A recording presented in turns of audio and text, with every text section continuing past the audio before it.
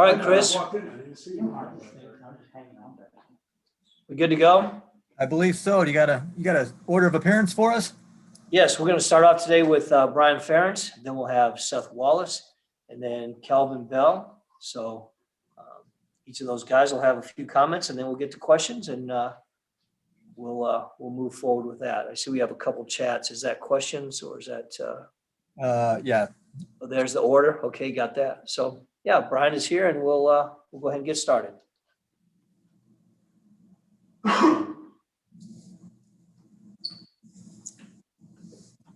Brian, welcome. The floor is yours, Coach.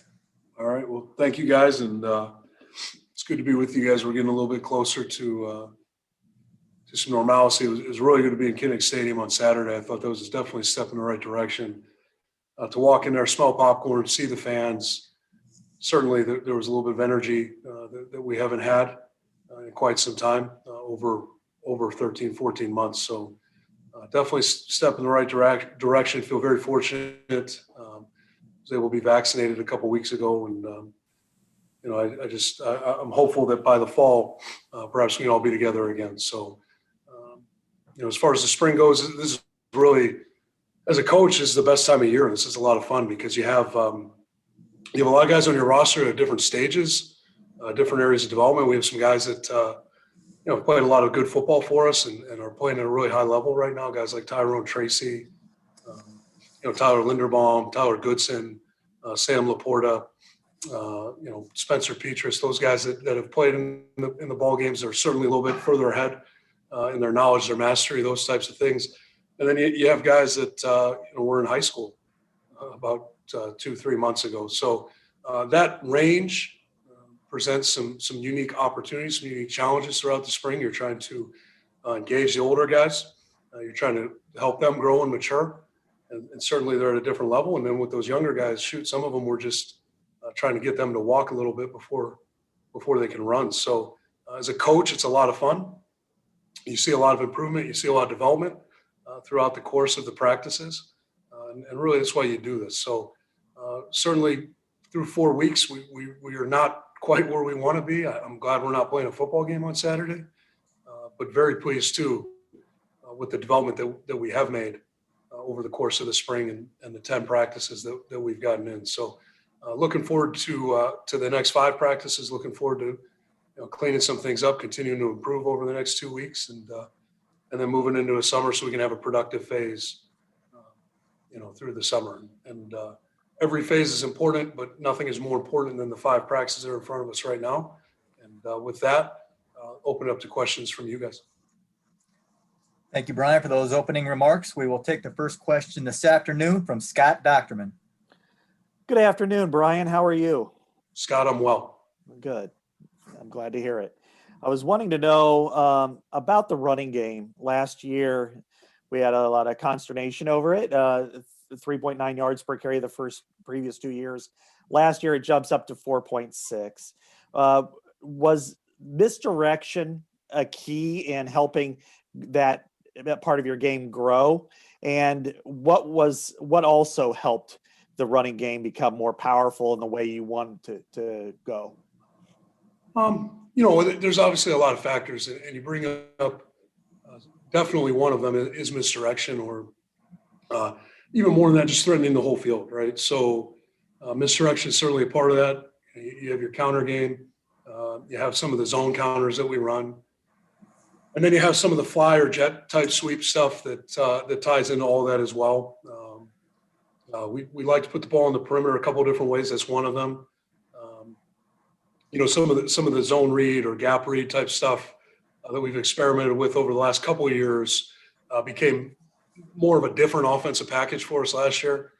We went to a wildcat type look where we took the quarterback off the field and put a ball carrier behind the center.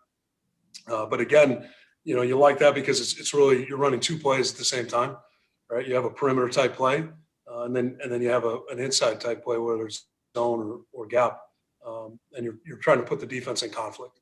And I think that more than anything, when you talk about the scheme, forcing the ball on the perimeter at times, threatening the entirety of the field, you're creating some of those conflicts. Play action game as well, right? So You want to put every defender you can in conflict. A lot of the structures we see, whether it's play action, we're throwing down the field, trying to put a kind of a half box player in conflict, or throwing a little bit shorter, maybe putting one of those overhang defenders in conflict. That helped. I think we've expanded there. And I thought our naked game improved last year as well. That was a little bit more effective for us. And that certainly helps as well, right? When you can naked, again, you're just putting a run pass conflict on a certain defender, and that helps open everything up. But, scheme is scheme. And certainly we're always evaluating, trying to move forward, trying to help the bigger picture, the whole. But ultimately, I thought the line played very well last year, right? And we had a lot of development. We had a lot of guys improve and start playing at a really high level. Got pretty good production from the tight ends in the run game. Thought Monty Pottebaum was a really good addition for us in the running game as a fullback, H-back kind of guy, could do a couple of different things, and then the running backs carried the ball really well last year too, right? And the guys getting the primary carries, certainly Tyler Goodson, who's back, and we're excited to have him back. But I thought Mackay ran the ball extremely well last year too. So you put all that stuff together and you get some improvement. But that's what we're trying to focus on in the spring, right? Is slight tweaks to the scheme to help. But ultimately, it's that development with the players, and it's that improvement. And it's like anything. It's like a diet or a strength conditioning program. I think everybody has some kind of experience with that, at least in the holidays. You're not going to see those results. Maybe the first day you go out and work out, you're not going to see them the second. You're not going to see them the third. And by the time you actually see them, there's been a real significant amount of time that has passed. It's consistency. It's doing the same things day in and day out, and understanding it's all a process, right? So, we're back in the early stages of that, but, certainly want to continue with some of the misdirection and threatening the whole field. But ultimately, it's going to come down to how well we can block and run. And that's what we're working hard at right now. Thank you. Brian, the next question is from Chad Leistico. Hey, Brian, good to see you. Likewise, Chad. We talked to Spencer a couple weeks ago, and one of the topics he really seemed to focus on was his accuracy. A lot of short throws he talked about, getting guys, the ball, in the right spot so they can make yards after the catch. I guess, is that kind of the style of offense you want to see this year, and how can that work in your eyes? Well, I hope he's focused on that, because that's something we can control, right? So we're going to throw the ball short. We're going to throw the ball intermediately. We're going to throw the ball deep. I think we've demonstrated that over the last couple of years. We'd like to stretch the field. We'd like to push the ball down the field when it's appropriate and when it's available.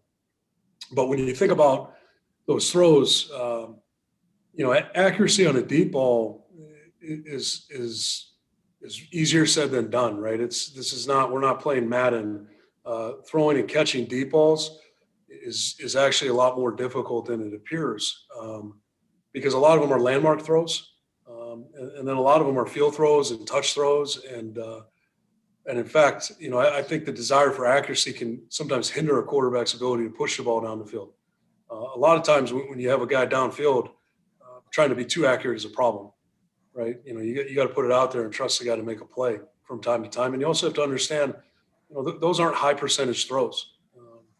So we're not going to complete those at as high of a rate. But when you're talking about those shorter and intermediate throws, now your percentage of completion should go up, certainly. Right. The level of difficulty is not quite as precise. But when we don't throw those balls accurately, we're leaving yardage on the field. Right. A receiver has to slow down to catch a ball turns him back. You just think about a simple throw like an out route, quick out, speed out, doesn't matter. But you're throwing the ball out on the perimeter of the defense. The reason that ball is going there is no flat defender. So it's a free access throw, right? It's a gifted throw.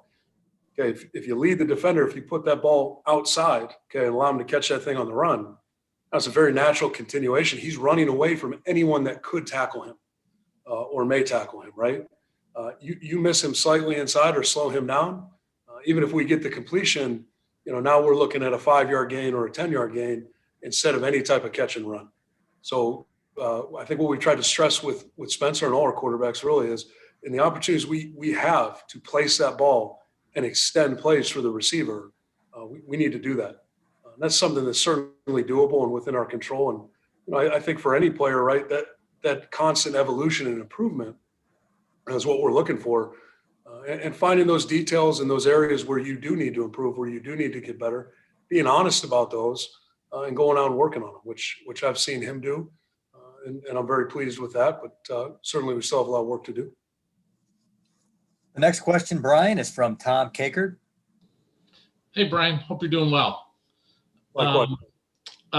Wanted to ask you about a couple of kind of new additions on two fronts. One, your side of the ball, coaching staff wise, you have Liddell Betts and Coach Barnett coming in. How involved were you in the hiring process? What you've seen from those guys, and also you've got a couple of true freshmen that could potentially help you this year with Keegan Johnson and Arlen Bruce, and what you've seen in 10, 12 practices you've had so far. Well, I'll address the coaching question first. It's difficult anytime you go through a change, as a coaching staff. It's hard because we'd been together as a staff for 4 years in Tim's case and 3 years in Derek's case. And you go very close to people, right? And, ultimately we're all professionals, we're all colleagues, but inevitably we develop friendships. So it's difficult to see those guys go. But certainly you're very happy for anybody's professional success or advancement. And I think it was a pretty easy decision in both cases, right? So sorry to see those guys go, but the minute that you have an opening on the staff, you're trying to look at that as an opportunity. Can we grow? Can we improve? Can we get better as a football program? And first and foremost, we need to bring in quality people. We know that. So George was a guy that we knew pretty well through a network, but did not know George well personally, and just were very impressed with him throughout the process. Interviewed very well, and then the more we got to know him, and more we found out about him, it just was very apparent that he was going to be a really good fit. And so far, so good. He's done a really nice job with those guys, and I think it's difficult when you walk in and you have a group, right, that's been together for quite a few years with the same coach. Those guys in that room have been coached by Tim, and that's it. So you have to come in and gain that trust, and you better know what you're doing. So I think George has done a really nice job so far. Very pleased to have him on the staff. And then with Liddell, again, you want to open that search up. And one thing that I found as we interviewed prospects and candidates, and talking to Liddell, obviously first and foremost, he's a very quality person. He's got a lot of experience in working with young people, although it was at the high school level, which in some ways I think probably uniquely qualifies him for what we're going to ask him to do here. But the other thing that just was so apparent was he was passionate about running back play. And believe it or not, it's actually not, it was one of Derek's great strengths, right? Is he's passionate about running back play. It's harder and harder to find guys that are passionate about running back play. It's kind of like line coaches. George is passionate about coaching the offensive line. He's passionate about line play. A lot of people aren't. That's okay. It's not the most attractive position. It's not the most exciting position. And although running back, certainly there's a little bit more glory there. It's not a position where a lot of guys are just fired up and excited to coach running backs and talk about running back play. And Liddell's lived it, for the majority of his life. That's what he's done. And the passion that he had for playing the position and his ideals for playing the position, his vision of what that looked like, I thought it was remarkable. And just really pleased with what he's been able to add so far, and excited to see what the future holds with both those guys. Tom had also asked about the incoming freshman helping out on the. I'm sorry, Tom. Yeah, I'm not trying to dodge that one. That was almost pretty smooth. But very, very pleased. In fact, offensively, 4 guys have joined us, right, in this class that are here early. The 2 receivers that you mentioned, and the 2 offensive linemen, David Davidoff and Connor Colby, have both enrolled early. So I've been really pleased with what we've seen out of all 4 of those guys, quite honestly. You think about how far that transition is to come from high school to college. To do it in this situation, I think is extra difficult with some of the challenges that COVID has presented for these guys. But all four guys have really just kind of joined the team and held their own. And they've handled their business in a very mature way, and I'm pleased with that. And then on the field, we've seen really good things so far. But it's difficult to say. That the challenge right now is obviously we lost some very good players at the receiver position. We're looking for help. We're trying to find out who's going to play those spots. We're giving everybody an opportunity. And with what they've done so far, both those guys have seized those opportunities. They've capitalized them and they've improved. The key for them, just like anybody else, is going to be continuing to improve between now and the fall, because I'm not quite sure they're ready to go out there right now and do everything exactly the way that it needs to be done for us to be successful. But they're certainly trending in the right direction and taking the right steps. Just really impressed with their work ethic and their attitude and the way they approach things. The next question, Brian, is from Mike Halas. Brian, about the transfer portal, how has it changed how you guys recruit? How have you coped, adjusted? Do you have to work harder at player retention? Are you keeping scholarships open for transfers? I know it's a wide-ranging question, but in a nutshell, how is your program dealing with it? Yeah, it is a big question, Mike. And it's a good question, and I think it's something we're still working through currently, right? The landscape has continued to change. I know some of the legislation obviously is really just, to me, formalizing some of the things that have been going on for 4 or 5 years, right? And making those things just a little bit easier, perhaps less red tape to jump through, which, that's probably a good thing in the end.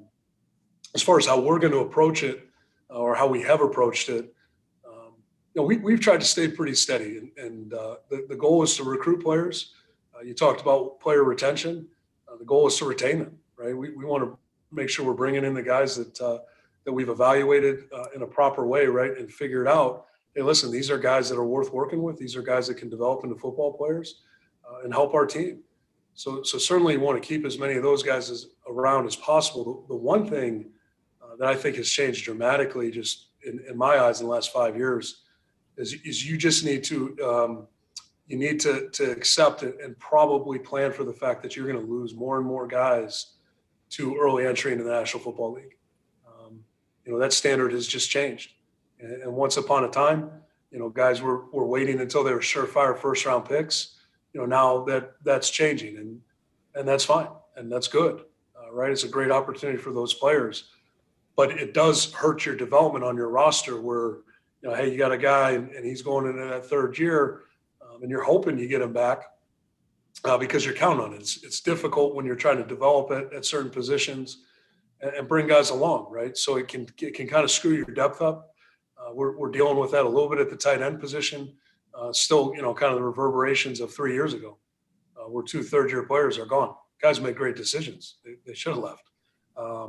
But it does screw with your numbers a little bit. And what you try to do is look at the transfer portal to address that. That's how we've approached it. And, trying to build depth. We did it with Coy Cronk last year. And, we tried to do it 2 years ago with a tight end that we got pretty serious with. And he ended up going to a different school. And that's ultimately the difficult part about the transfer portal as well, right? You're recruiting.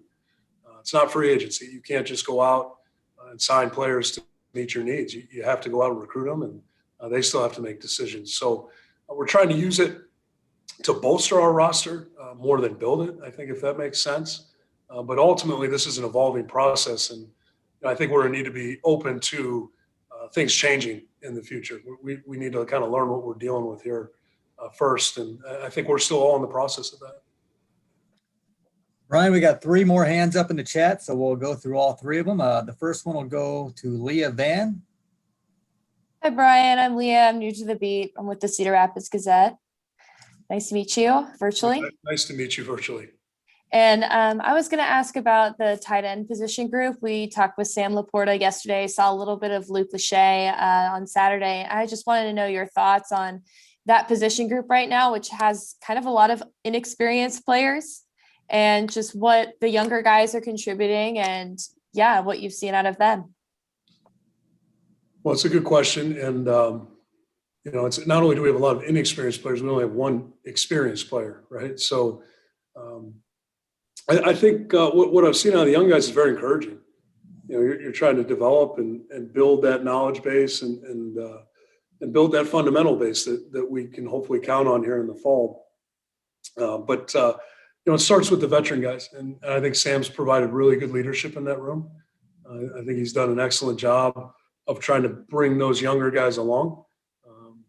And I know that was done for him at one time in his career, so I think he's pretty attuned to that. He got thrown in the fire pretty early. And we may have to do that with some of these young guys here, but the whole idea is just to improve on a daily basis and get a little bit better, and then it kind of raise the exposure level to these guys, right? So you try to start them out in the shallow end. The best you can. You're kind of holding them while you teach them how to paddle in the water. Then eventually you got to let them swim on their own a little bit, and that's kind of the stage that we've gotten to with some of these young guys. And it provides really valuable experience. I know Luke was able to kind of show up a couple of times in the open practice, and that was a real positive thing. I could tell he also showed up a couple of times in maybe not such a positive way. That doesn't get written about as much, which I'm sure he appreciates and his parents appreciate. But he catches a ball and makes a big catch on a third down in a fairly competitive period. Then he comes back on the next play and goes the wrong way and kills a run play. So these are important steps for guys like Luke. These are important steps for all our young players. It's to go out there and experience a little bit of success. And then also, probably more importantly, to experience some of that failure. Because that's how you learn, that's how you grow. And the best part of spring is the skill development where we can go out. Right? Every day we can go out and we can put these guys in a little bit tougher situation. Don't expect it to be perfect. Don't expect it to be right. In fact, we expect plenty of mistakes to be made. We can come back. We can look at the tape. We can identify those things that are correctable. We can show it to the players. We can talk about it. And then we can go out the next day and try it again. And then, once we build some mastery there, then we can start increasing the variables. And all our young players, but in the tight end room specifically, I think they've done a nice job, embracing that process and understanding that improvement is slow. It can be tedious. It can even be painful at times. But there is a process to it, and really, there's only one way to do it. It's not magic, And I think Sam talked about it with you guys yesterday. But the idea as a player is I think, in my mind at least, hopefully you always turn on that tape, and you look at a prior version of yourself, and you watch that and you think, man, I can't believe I was that bad, even if you were good, right? Because otherwise you're not improving. I would hope any player we have can look back on older tape and say, geez, I wasn't quite there. I can't believe that I was no good. But that's the way it works, and it's a long, slow process that those guys have embraced and are doing a nice job with. But look forward to continuing it for the next few months.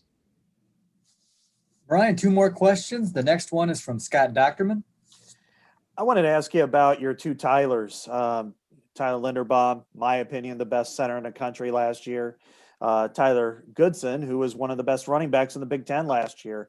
How have they improved? What do you see from them, and what is kind of your anticipation of how they'll perform later this fall? Well, I'll start with the final part of the question. I would anticipate they perform very well. I don't want to put pressure on guys.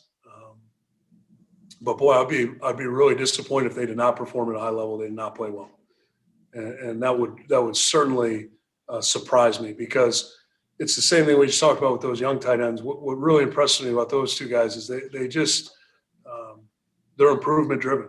They are not satisfied with their performance on any level. They're trying to get better, and I think that's why they're good players. Certainly they're talented, but there are a lot of talented guys.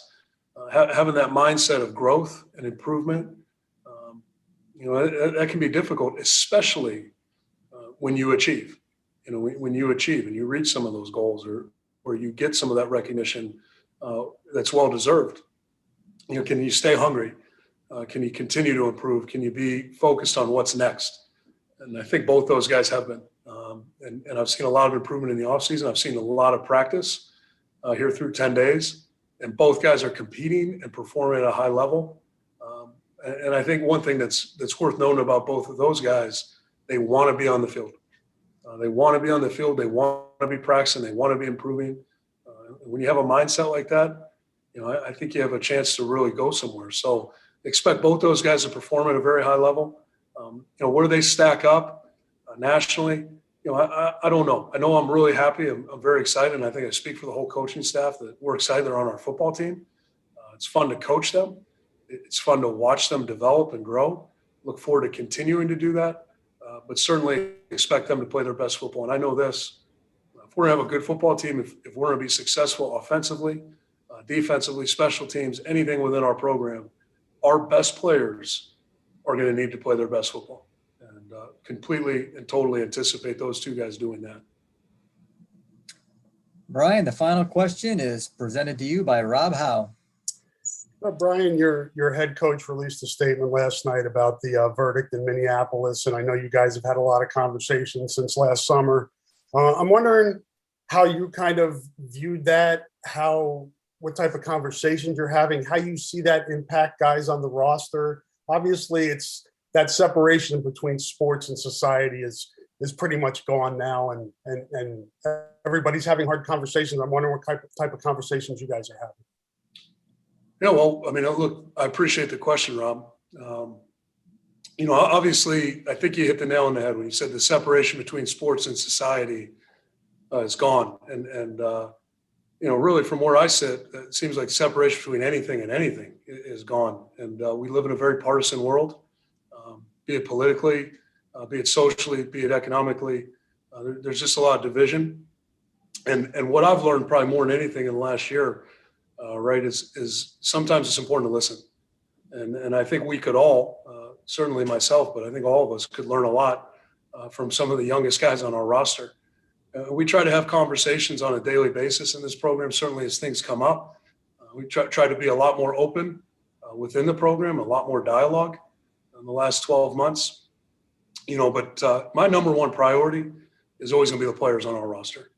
And I think it's our job as adults to champion those guys, to support them in what they choose to do, and also to support them and encourage them in their personal feelings. So, we have conversations on a daily basis within this program, whether it be individually, as groups, position groups, Hawkeye championship groups, different age groups of guys. But ultimately, I think what my feeling is how do we continue to grow? How do we continue to listen and move forward? Ultimately, it's about relationships, and I know that seems it seems a little cliched, but certainly we talk about our objectives for the spring as an offense. The first thing we talk about, is continuing to kind of build more of a I don't know what the right word is, but just kind of that. Like a spirit de corps, right? I don't know if that's how you say it. Okay, but what does it come down to? It comes down to respect, and it's respect for one another on a personal level. It's respect for the job everyone does and understand how difficult that is. And then once you build that respect, I think you can have some real conversations and move forward. So we're going to continue to try to be open within our program. We're going to continue to be open to evolving and changing as times change around us. But ultimately, what is our job? Our job is to support our players, and our job is to make sure that their needs are met, emotionally. And that's what we're trying to do right now. All right, Brian, thank you so much for the insight, and we greatly appreciate your time this afternoon. All right. Thank you, guys. Be well. As Brian slides out, Seth Wallace is prepared to join us.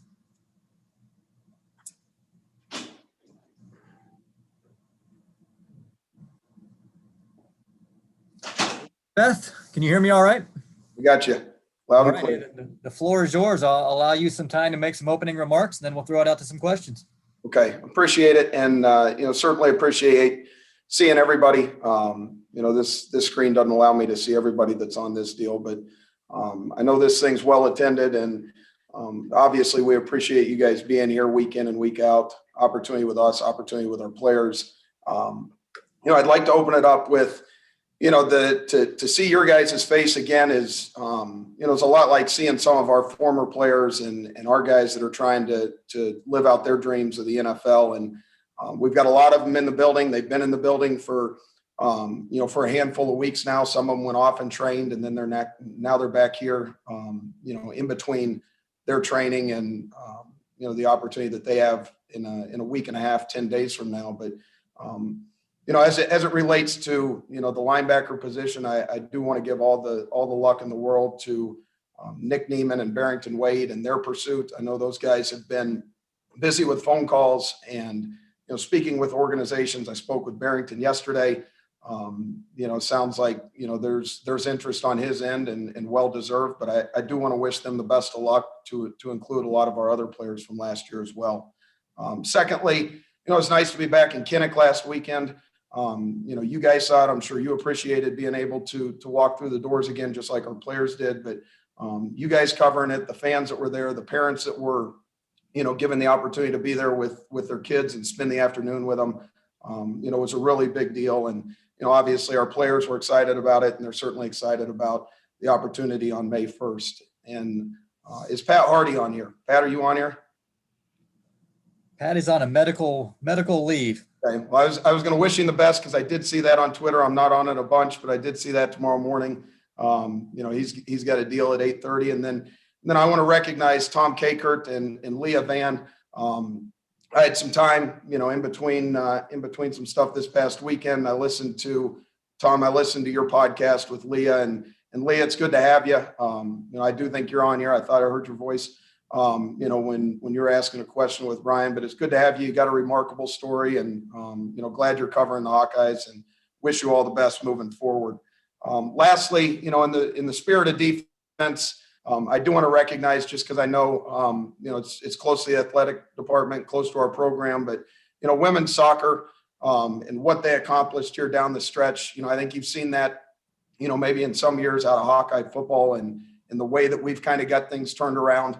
But in the spirit of defense, I think they had 3 straight games of shutouts and finished with a tournament title. And then, our field hockey team is up to bat today, I think, here in about 28 minutes. So wish them the best as well. As it relates to our linebackers, I know they've kind of, at least in the coverage lately, they've flown beneath the radar a little bit, but I do want to share with you guys the excitement that I've got for them. The expectations are high. It's a group of 12 right now. 7 of those I would consider veterans. 3 of them I would consider, early enrollees, guys that, that are just putting their foot in the water right now. And then there's 2 of them that were first-year guys from last year that, joined our program late. They were, joined it in August, and they're kind of getting their feet wet as well. But we've got 12 guys that are working real hard right now. Like I said, it's a veteran group, but if you were to ask me the question how many starts they had, I don't know that it would fit the term veteran. We've got 8 starts total between the group. There's only 2 on the roster that right now have more than 100 reps logged defensively. So, it's a group that is a work in progress. I'll go back to what Seth Benson shared with you guys yesterday, that, we're rotating a lot of guys at a lot of different positions. And, maybe to answer a question that would come up, here in the next few minutes, the reason behind that is when you lack experience depth-wise, and I'll give you guys an example here in a second. When you lack experience depth-wise, the challenge then becomes, can we create positional flexibility? Where you see this happening more so within our program is you probably see it on our offensive line. You probably see a guard that has tackle potential. You probably see a guard that has center potential, or vice versa. That's what we're trying to create right now, linebacker-wise. It is a challenge. Seth Benson mentioned, how uncomfortable it can be at times, but, I do see this thing as a long road. We've got 5 practices left. We got another 27 come August. So we've got a chance to get where we want to get. But, the example that I would give you is, I learned a real good lesson in 2017. You guys probably remember the game. We were over at Northwestern. Josie Jewell, did something the previous week that was ill-advised. He tried tackling with his shoulder on a sideline tackle that I believe was was on the far side of the field, separated his shoulder. That didn't heal properly. So then we had to slide Ben Neiman in there. Ironically, he's played inside linebacker the last 2 years in the league and just signed, or last 3 years and just signed another contract. So, he probably should have said something before I did, but that was really his first shot at the inside linebacker position. I don't want to have, that happen again, where a guy has to jump in there with limited experience. So right now, that's what we're trying to do, is we're trying to create that experience, through moving some guys around, and you'll see it 2 weeks from now or 10 days from now when we get back out there again on May 1st. But that gives you a little bit of a rundown. Right now I'd offer it up to any questions that you all have. Thank you, Seth. We will throw it out there. And the first question this afternoon is from Scott Docterman. Hey, Seth, how are you? I'm doing well, Scott. You? I'm doing great. Thanks for asking. Kirk kind of reserves his greatest applause for players he calls that have an extra heartbeat. And he's used it, I think, with Josie Jewell, probably Pat Anger, maybe a couple other players, and that's about it. He said the same thing last year about Jack Campbell, and when he actually got out there, he seemed to tip the field in his limited role. What do you expect from him this year, and what's his potential? Yeah, last year was a tricky year on a lot of different levels, and I don't think. I would share this with you, another stat that you guys might be able to bullet point at some point in your write-ups. All of these guys have 3 years minimum left of eligibility. So when I say they're young, at least some of them were afforded the opportunity through the COVID year to save another year. And I think they're going to benefit from it. I think as a team we'll benefit from it. But as it relates to Jack Campbell and the extra heartbeat, I could go on with maybe a couple other guys in the room as well, Scott, that probably share those similar characteristics. I do believe that they are, stuff like that is probably, how they grew up. But then I think some of it's developed. I think it's developed through our program. I think it's developed through the way that we practice. But as it relates to Jack Campbell, like there's something extra there.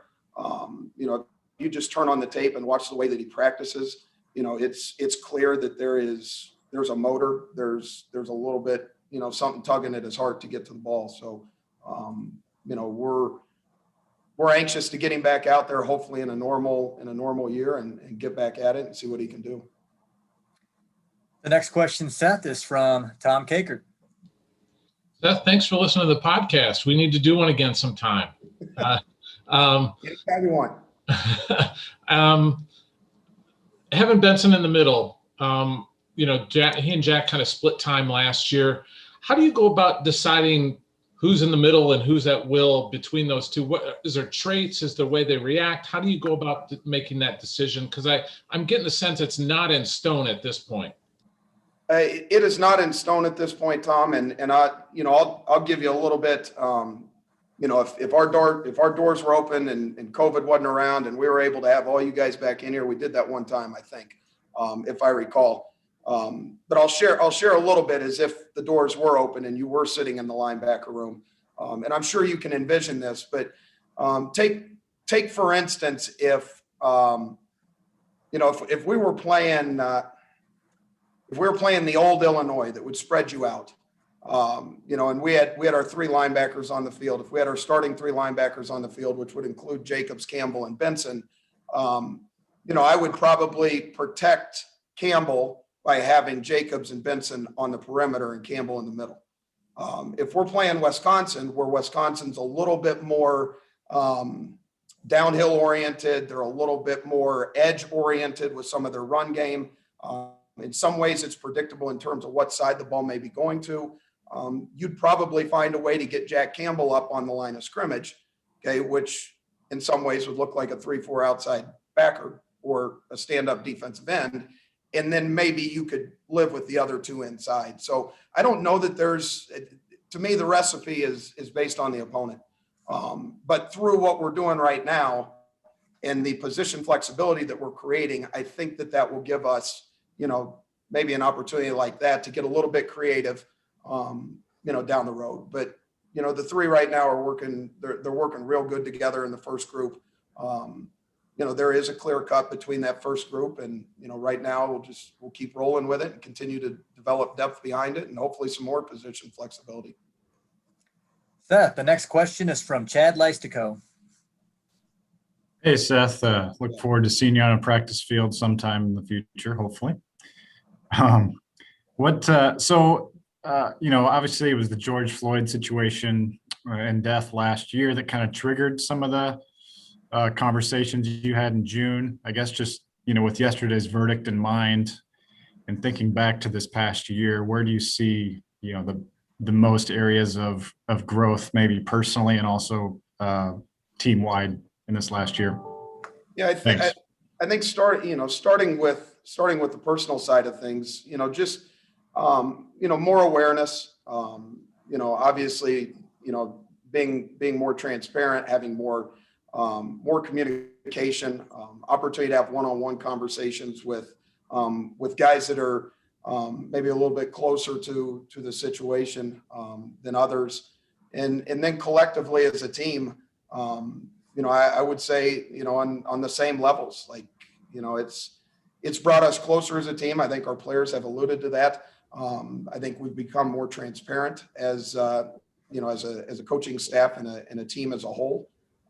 But the one thing that you do realize, and you realize it through conversation like we had this morning, that we're so far away from where this thing is going, and I don't know that we've gotten any closer. And I'm talking about a more global picture of things. But we can do the work here in our building.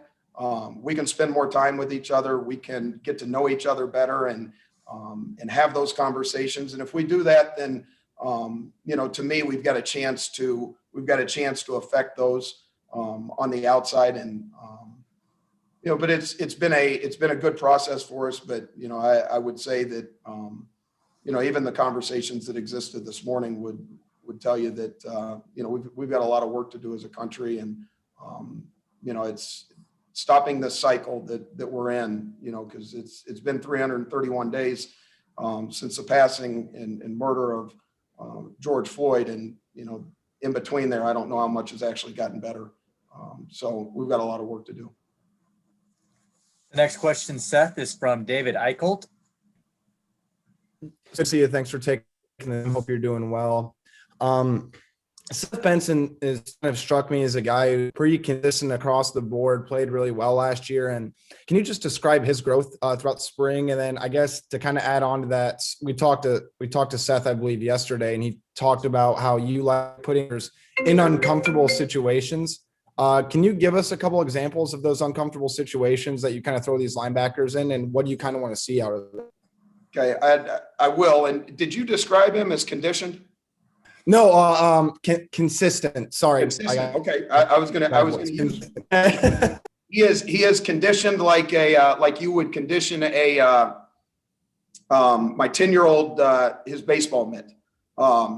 Seth Benson is. I don't want to call him a Swiss Army knife, but I do think that that's what we're trying to create. We're trying to provide opportunity for this team that we can put our next best or our best linebacker, in each position. But, the uncomfort would start here. If I'll give you an example, we go 9-on-7, which is really an inside run period.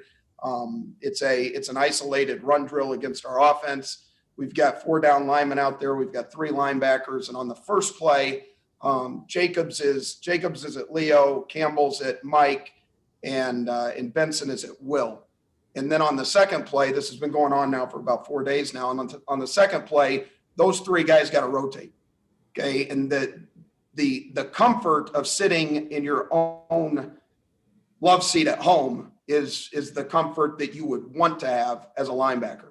Okay. The uncomfort is, you were sitting in, the middle linebacker position. And on the next play, you have to go sit in the will linebacker position, which forces you to put your eyes in different places. It forces you to see things differently and even communicate differently. So that's really the uncomfort that I'm trying to create.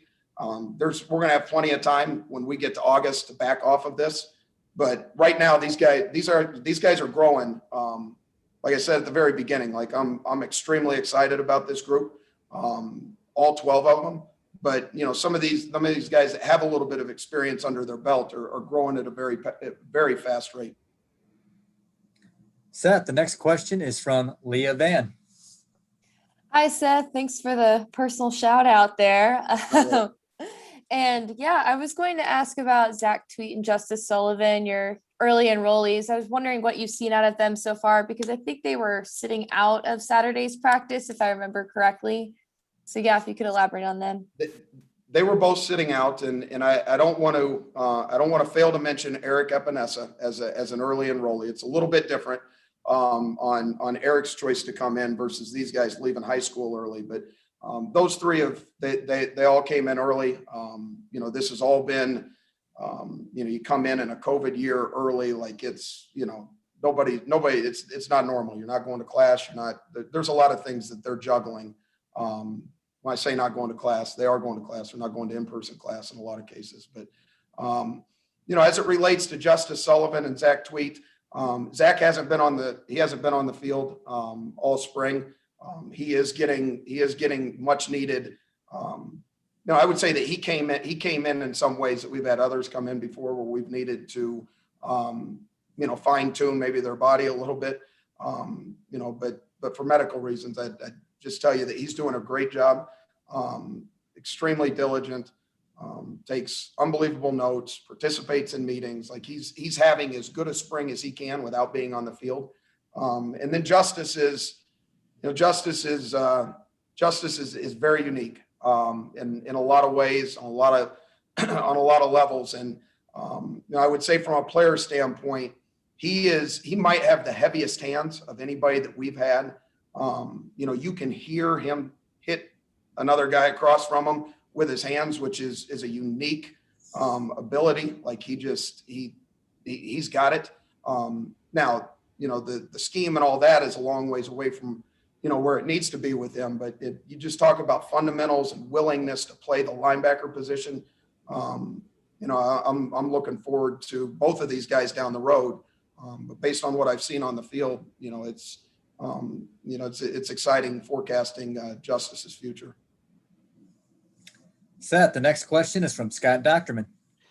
Yeah, Seth, I was interested in knowing kind of the evolution of your Leo Cash debate per se at that position group. And I think last year, I want to say it was like 24% of your plays had three backers on the field. Is that just dependent upon the opponent, the personnel grouping you face, or are you as a unit kind of skewing more towards the fifth DB as opposed to the third LB if all things are equal? Okay, I would say I'll answer that question on two different levels, Scott, and it's a good question.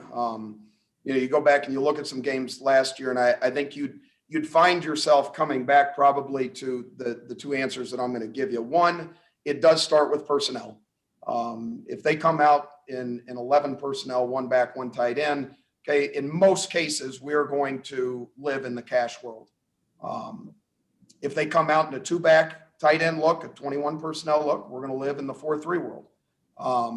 Now, with that being said, the asterisk to that is the complexion of the game. What you saw last year against Wisconsin in the second half, okay, is a very good example of the complexion of the game. It wasn't necessarily, okay, a personnel at that point that we were trying to match up. It was a matchup that we were trying to create on the perimeter, regardless of personnel, because the ball was ending up out on the perimeter a lot more.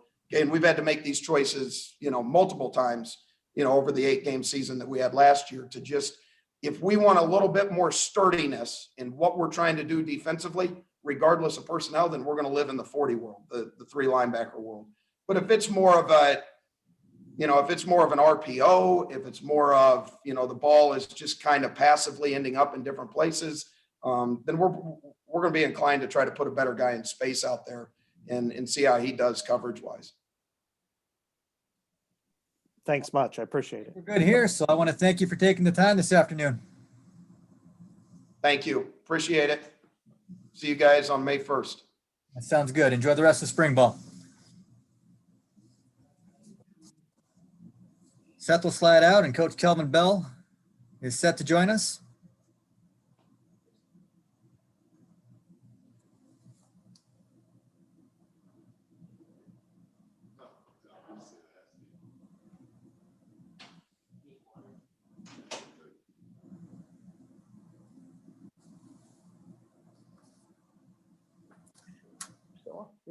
Kelvin, it's good to see you. Can you hear me okay?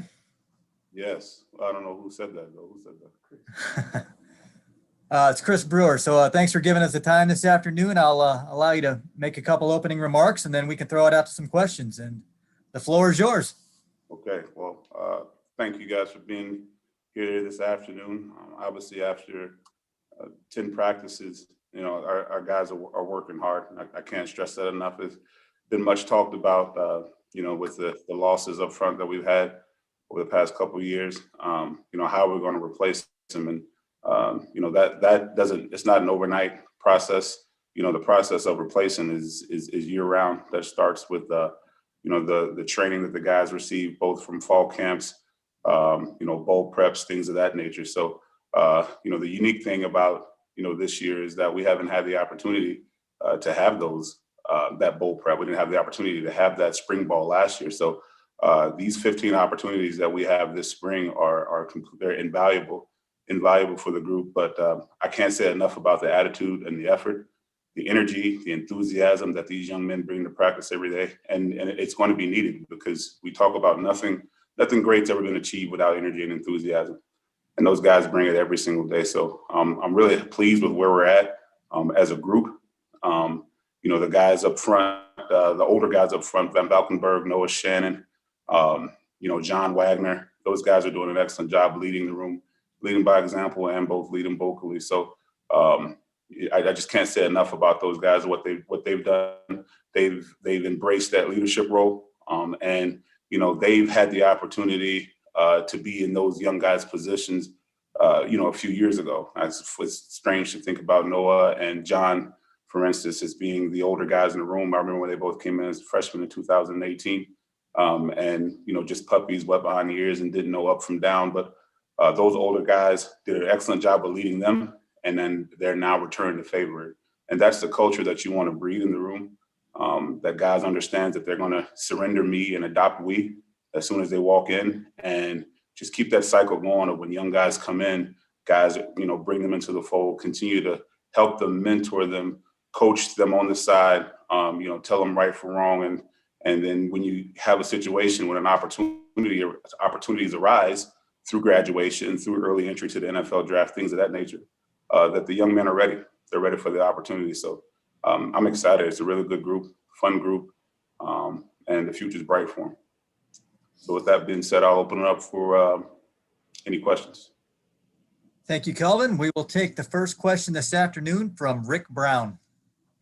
Hey, Kelvin. A lot of people, you know, if their career had ended with an injury and they might have put football in the rearview mirror, but yet you have kept a passion for it, and you've turned into a coaching profession.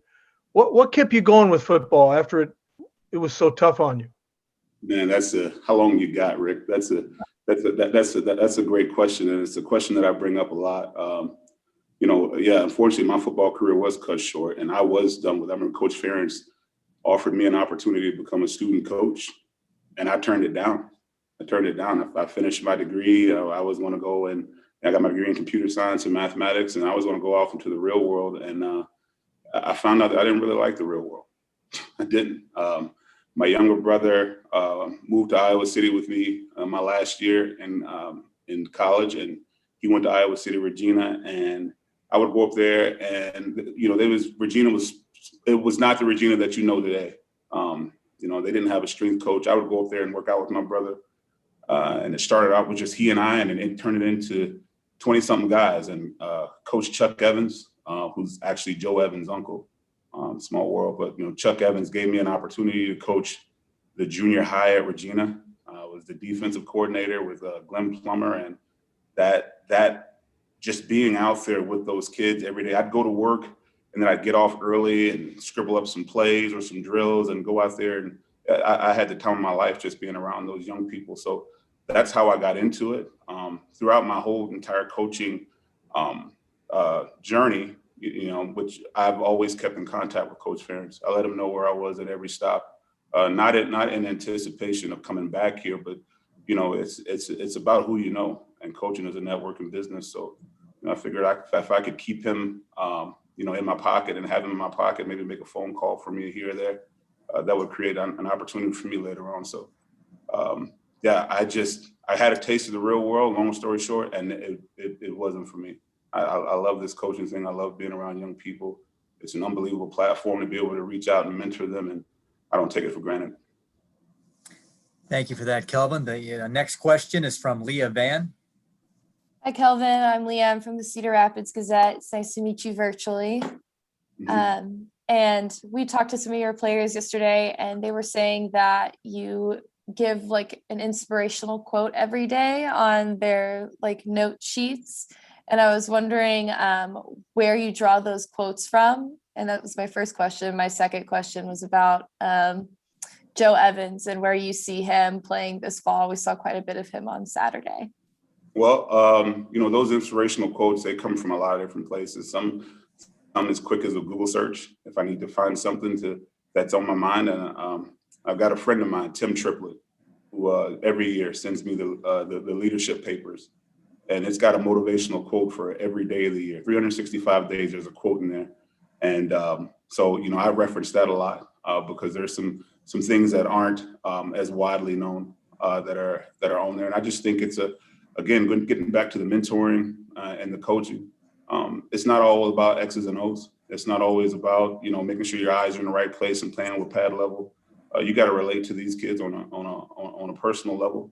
The development has to be holistic, and that's the reason for the quotes every day. It's because I want them to not only apply them to the game, but they can be applied in their everyday life. It's I enjoy doing it. I enjoy finding those quotes every single day because they inspire me too. The second part of that question was your insight on Joe Evans. Joe is hard charging. Love his energy. I think his development in terms of a full-time defensive lineman, I think people are ready to see that. He's had an excellent spring. I remember when I got him in the spring ball of 2019 was when he made that trip from the linebacker room to the D-line room. And I knew we had a hard charging guy with great athleticism, but he's really embraced the fundamentals of defensive line play, the leverage, the blow delivery, the separation, all those things, and going from playing on 2 feet to playing with your hand down.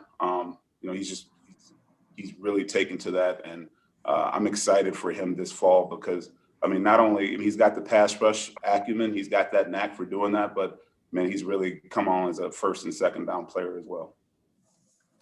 Kelvin, the next question is from Scott Docterman. Hey, Kelvin, how are you today? Doing great, Scott. How about you? Good. I'm doing well. I want to ask you about Y.A. Black. Seems like a silent assassin. I know that's how he was kind of referenced when he signed. He didn't get a workout on Saturday. What have you seen from him that kind of puts him on the one line, and what can we expect from him as he grows into a mature football player? The thing that so YA is, he's a great recruiting story. The thing that I like the most about him is his demeanor, and quiet assassin. I wouldn't call him an assassin just yet. He ain't really put a hit out on anybody, but man, he practices his butt off. And that's one thing you noticed as a freshman last year is that when the pads come on, he has an intent that is different from most first-year players that you see. And he doesn't even know it, but he's a hostile player on the interior. And he was hostile in camp, and that hostility carried on to when he got here. So I'm really excited to continue working with him. But the thing that I'm most impressed with is just his maturity about the game. He's a note taker. He's a great question asker. He listened and soaked up last year so much from Davion and Heflin and Chauncey, and he really wants to be good at it. And there's a lot of guys that want to be good at it, but they're not willing to do that work, that extra work. He came in and met with me Monday and Wednesday, twice a week from when we started back school in January until we started spring ball. Not every guy did that. Not every guy came in to meet with me and watch tape. And I made sure that when he came in, don't come in unprepared. Come in with questions so we can be productive in this half hour, 45-minute session that we have. And every time he came in with questions, and you could really see it. Unfortunately, he didn't get a chance to show the fans on Saturday what he's got, but we're looking forward to getting him back in the fall. Kelvin, the next question is from Chad Leistico. Hey, Kelvin, taking the conversation a little bit off the field here. We asked Seth about yesterday's verdict in Minneapolis, and he alluded to some conversation that occurred this morning. I couldn't tell if that was within your team or what. Did you guys talk about the verdict as a team? And kind of, I just wanted to hear your thoughts on where things stand with the program and your thoughts nationally, frankly. Unfortunately, I wasn't here this morning. I took my son to daycare, so I missed that meeting.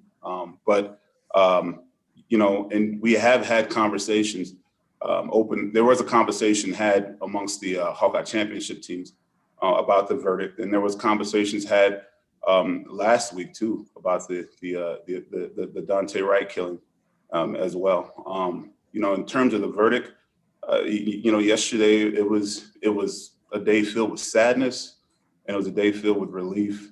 The sadness was because it opened some old wounds from last year when George Floyd was murdered. It opened some wounds there that it did happen. It brought it back. It brought it back to the forefront. So that created some sorrow just in my heart, but there was also some relief too in the verdict, because even though people saw what they saw on camera, I wasn't one to raise my hand and say that it was going to be a slam dunk conviction on that case. And I think that goes to show you, even if you can see a man be murdered on camera for the world to see, and for you to still have doubt that the perpetrator will be convicted of murder, shows you how much further we have to go, just in terms of race relations, in terms of accountability, in terms of justice, because I've seen it where it didn't go that way, where the verdict didn't go that way. So a long way yet still to go in terms of race relations and police relations, a long way to go in terms of justice and reform. But this case helped shed light, and hopefully through the power of social media and people are able to see, exactly what happened. This case reached limits that the Rodney King trial never reached, just because of social media.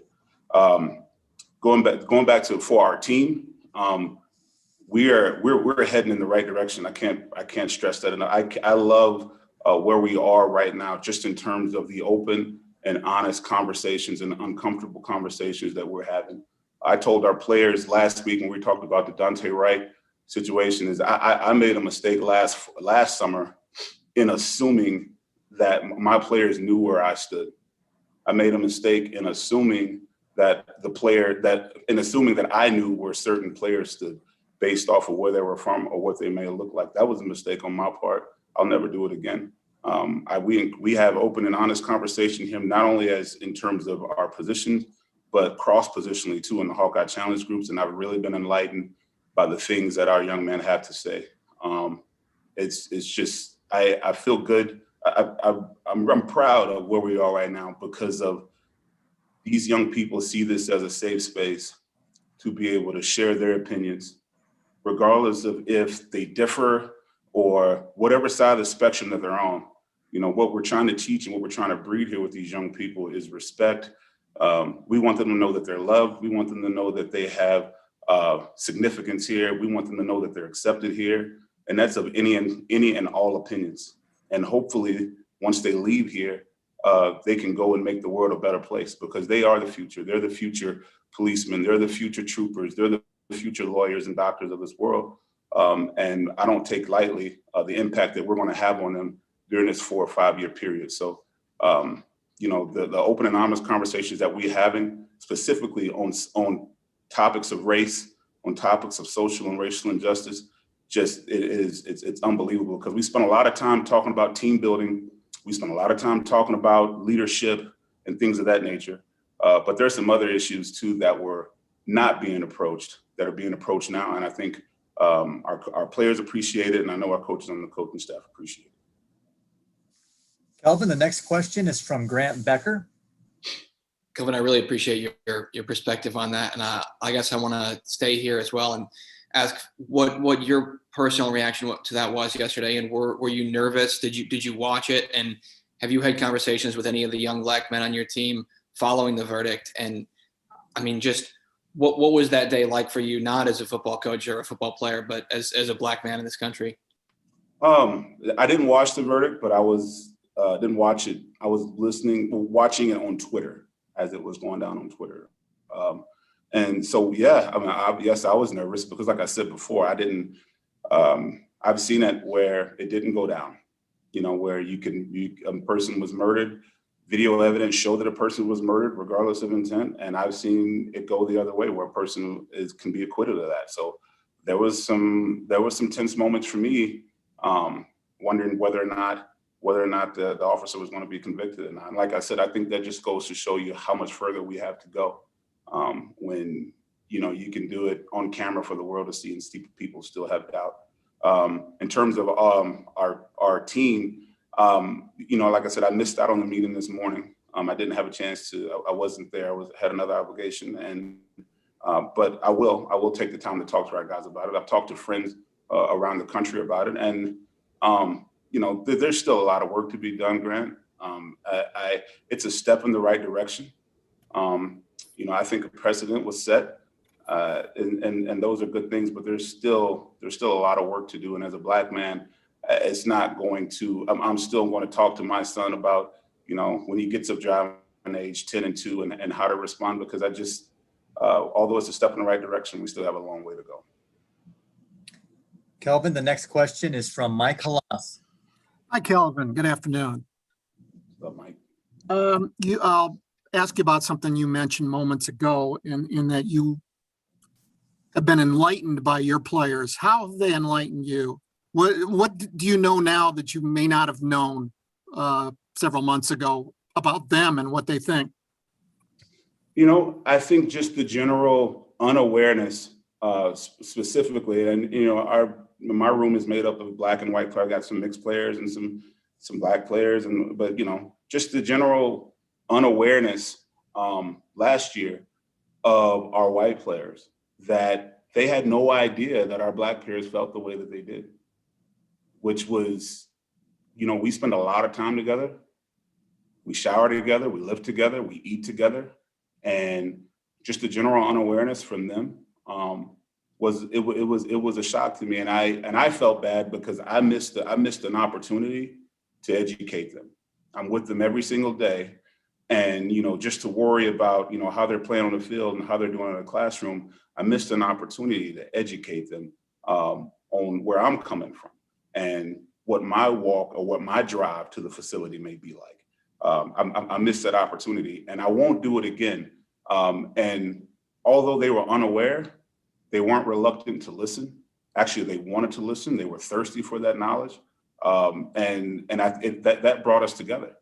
Me being open and honest, transparent, vulnerable, even with some of my stories to them. I think it brought us closer. They have a newfound respect for me.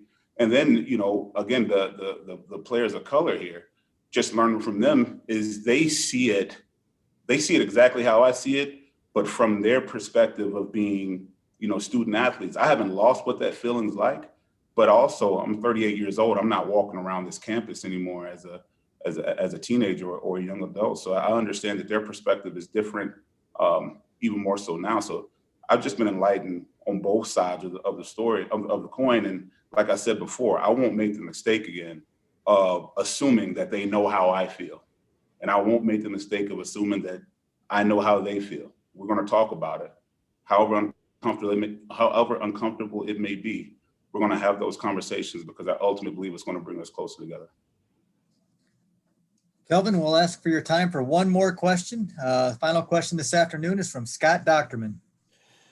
Yeah, Kelvin, I'll keep it on this topic as well. And just wanted to kind of ask you about, is there anything you took away from some of your white players, maybe their perspectives? Did that give you pause? Did you think about their thoughts, and has that kind of helped bridge a gap that maybe what was there a year ago? That I, again, just going back to what I took away from them was that, you know, when you're in the majority, you don't really think about how things affect the minority. And that doesn't make you a bad person. Okay. So that doesn't make you a bad person. It's just, you're unaware, you haven't been exposed to it, but it's our job in this environment that we're in, this football environment where we're bringing kids in from all over the country, all different kinds of backgrounds, to make sure that everyone is exposed to everyone's culture, to make sure that everyone feels uncomfortable. We talk about we say be comfortable being uncomfortable. Well, that doesn't just happen in the weight room or on the field. That needs to happen socially as well. And the only way that can happen socially is through conversation. And if you're not fostering the conversation, then you'll never get a chance to mature in that arena in terms of social and racial inequality and social and racial justice. So just their thirst for knowledge and their acceptance once the conversations were had, that's something that I take away from it, because they weren't resistant to it. They didn't put their head in the sand and say, oh, well, you know, I don't want to hear about it. I don't want to talk about it. That's not my problem. These guys opened up. They opened up and they were receptive and they showed some empathy. So that's what I took away from them, especially in talking about the white players, is that they wanted to know. They wanted to know, much like on the coaching field, kids want to be coached.